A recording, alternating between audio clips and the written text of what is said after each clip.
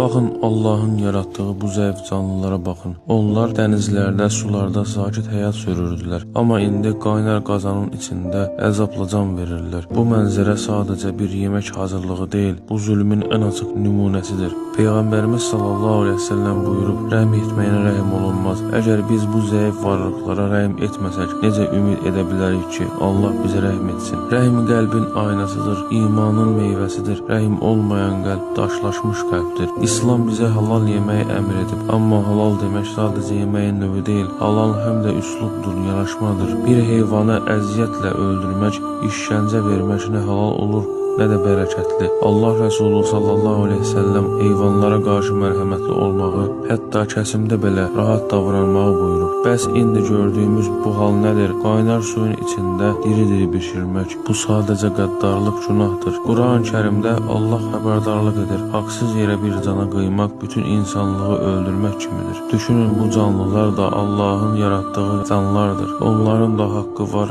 onların da canı var və o haqq qiyamət günü bizdən sorulacaq. Hər bir zülüm əvəzini insan öz ahirətdə görəcək. Qiyamət günü bu kiçik canlıların fəryadı, bu dünyada çəkdikləri əzab Allahın huzurunda bizim qarşımıza çıxacaq. Onların dili olmayıb, amma Allah onların haqqını bizdən alacaq.